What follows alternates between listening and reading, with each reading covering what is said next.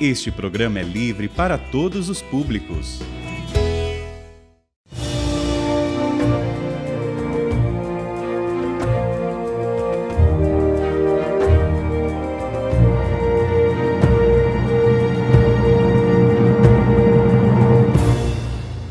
Olá, meus irmãos, estamos aqui mais uma vez, retornando com mais um programa para continuarmos a conhecer sempre mais a história da nossa igreja. Pois essa história da igreja, ela acontece concretamente dentro da Idade Média. A Idade Média, que é um período longo, como vimos no último encontro, que ao todo para nós, a Igreja Católica, temos normalmente a Idade Média do ano 381 até o ano 1294. Para podermos entender um pouco dessa Idade Média, é importante ter presente que este é o período em que se dá a grande reviravolta no Império Romano. Normalmente nas escolas, nós aqui brasileiras, nas nossas escolas se fala na invasão dos bárbaros. E se chama todos esses povos germânicos de bárbaros. Na verdade, o que aconteceu foi o seguinte: os povos do leste europeu vinham lá da região hoje da Sibéria, da Rússia, da China, toda aquela região. Esse povo foi caminhando, atravessando a Rússia atual, chegaram na região da Alemanha atual e foram avançando até o Portugal de hoje. Foram pegando toda a Europa, foram se infiltrando. Não foi propriamente uma invasão, não foi propriamente o uso de armas. Esse povo foi chegando, iam casando com as filhas dos próprios romanos, iam se misturando com eles, iam trabalhando na terra, não havia país, como já vimos na última vez, não havia ainda país, não havia fronteiras, então vão avançando e vão se inculturando e vão se aproximando. O termo que normalmente se usa hoje é o da transmigração dos povos. Os povos transmigram, vão chegando e vão entrando e vão se colocando ali. Assim, por exemplo, nós temos, se olhamos para o mapa da Europa, nós vamos começar bem na ponta aqui, onde hoje é o Portugal.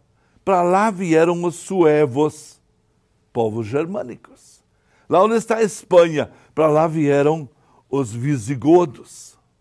Lá onde hoje está a França, para lá vieram os francos. Também os francos foram para a região que hoje chama-se a Franconia alemã, pelo centro da Alemanha. Para o lugar onde hoje temos a Itália, lá para o alto da Itália vieram os longobardos, ou simplesmente os lombardos. Para a região que hoje é da Alemanha, da Áustria, para aquela região vieram os alemães, os teutas, os bávaros, os frísios. Todos eles foram se colocando, os frísios mais ao norte, os bávaros mais ao sul, e assim por diante. Para a região hoje da Inglaterra, lá do Império, a região da Inglaterra toda, a grande anglo-saxão, para lá foram os anglos e os saxões. Por isso se fala nos anglo-saxões. E lá onde está hoje a Irlanda, nessa região mais ao norte da Inglaterra, para lá foram os celtas. Então agora, esses povos que foram caminhando, foram chegando, foram se entrosando e foram ficando, esses povos precisam ser evangelizados. A igreja vai ao encontro deles. E ela quer que todos eles abracem a religião de Jesus Cristo. Eles vieram para lá como arianos. Isto é uma religião diferente. Era o cristianismo, mas um cristianismo um pouco adaptado. Agora não, eles pegam a religião católica. E de que forma eles são evangelizados? Normalmente, através das princesas católicas. Isto é, o filho do rei casa com uma dessas princesas católicas. Então, os filhos que nascem deste príncipe e dessa princesa católica vão ser batizados católicos. Quando este príncipe agora assume mais tarde o governo, o que ele faz? Ele quer que todo o povo siga a religião do rei e da rainha. Então, aos poucos, através dos casamentos mistos, e são as mulheres normalmente que definem a religião, esses países vão ficando católicos, gradativamente. Os lombardos na Itália vão ficando católicos, os visigodos, os suevos, os alemães. Um caso muito especial nós temos na Espanha. Porque na Espanha a coisa foi diferente. Lá o velho rei não queria que o filho casasse com uma princesa católica. Então, em torno do ano 500 já, os francos são católicos, os lombardos são católicos, muitos alemães, os bávaros já são muito católicos. Sempre ficaram católicos através das princesas católicas. Agora, nesse século VI, de 520, 530 em diante, a Espanha continuava ariana. E como foi que se deu a conversão deste povo visigodo? O rei Leovigildo, que era o soberano dos visigodos, ele não admitia renunciar à sua religião ariana. Era a religião da família. Era para ele uma questão de honra manter esta mesma religião durante também nos próximos outros futuros povos. Mas o filho dele, Hermenegildo, queria se casar com uma princesa católica, Ingundes, que era filha dos francos, já convertidos há muito tempo. Então, como ele queria esse casamento com a Ingundes, e o pai não aceitava isso, aconteceu uma guerra, uma verdadeira guerra, pai contra filho. Hermenegildo, filho, contra o pai Leovigildo. Em última análise, era a questão do casamento. Mas lá, atrás disso, vinha também toda a questão religiosa. Então, é claro que o bispo de Sevilha, Leandro, apoiava o filho. Queria que o filho ficasse católico. Porque se o filho ficasse católico, os filhos dele depois seriam automaticamente católicos e todo o povo voltaria a ser católico. Mas veio a guerra e na guerra morre Hermenegildo.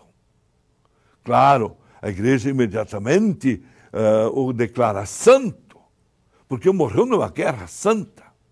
Numa guerra que ele estava lutando para poder tornar católico o seu país. Então, por isso, São Hermenegildo e também o bispo de Sevilha, São Leandro, foram canonizados, foram declarados santos como verdadeiros mártires da igreja. Mas o velho Leovigildo, enquanto vivia, sustentava a religião ariana. No entanto, depois que o velho morreu, Recaredo, que era outro filho de Leovigildo, se casou com uma princesa do reino franco, tornou-se católico. E todo o povo, naturalmente visigodo, também vai ficar católico. Já que antes os católicos estavam presentes, estavam lá. Como já vimos, evidentemente já havia bispo em Sevilha, já havia bispos em outras cidades. Então o catolicismo vai agora se tornar grande através de Recaredo, que vai ser o novo rei visigodo, e ele vai tornar toda a Espanha católica. Mas a presença do catolicismo na Espanha já vem muito antes, já vem desde o tempo, inclusive, do bispo Leandro da Espanha. Então os povos foram se tornando católicos à medida em que os reis eram católicos. Claro que os reis não podiam simplesmente dizer todos precisam agora abraçar a causa da fé. Não, eles davam vantagens. Por exemplo, diziam assim, antes de tudo, uma lei. Quem é católico não paga imposto territorial. Ora, todos aqueles que tinham terras e ocupavam terras, faziam o quê? Tornavam-se católicos para ficarem livres do imposto.